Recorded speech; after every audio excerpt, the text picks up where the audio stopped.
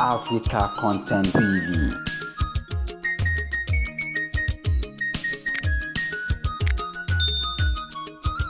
Children, are you happy? Yeah! Are you happy? Yeah!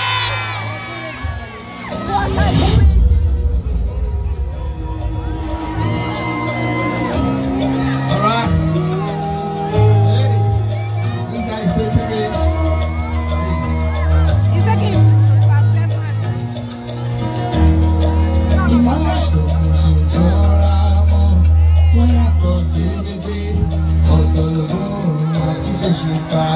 Wọ́n dá yàtọ̀ dédé, afẹ́fẹ́ àti ìjọra wọn ò jọra, òkun àtọ̀sán ò jọra wọn ò jọra. Ìjọ yẹn lè pé mẹ́fà.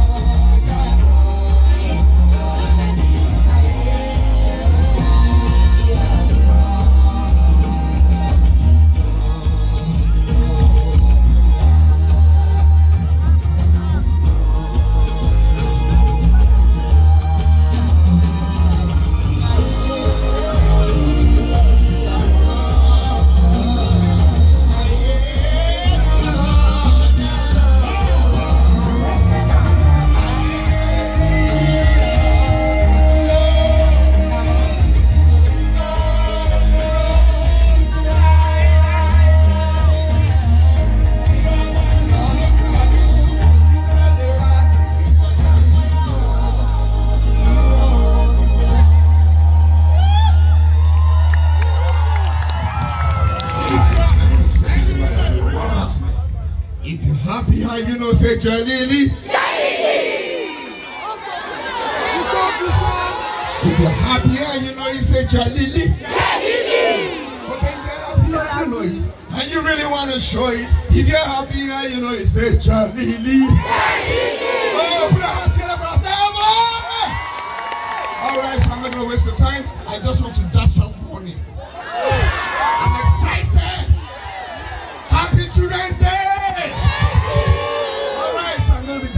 Money. So who can dance? Can you dance? Can you dance? DJ, are you ready? That's some Arabian one. Go ahead. Ripple's Catering Academy, the competition starts now. So if you are a contestant, please go to Ripple's Catering Academy and start your competition in your day to make all the children happy. Put your hands together for yourselves. All right, so who can dance? All right, so I can dance. Okay, so I'm going to do the first thing. Put the first thing. Let's start with that. You can dance. Easy dagba now. Easy dagba.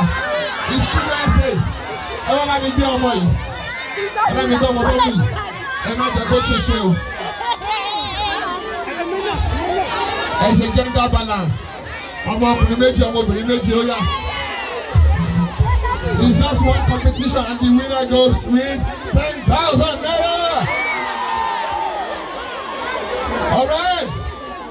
Oh yeah, Emma Jacob. Show my lady your BCC.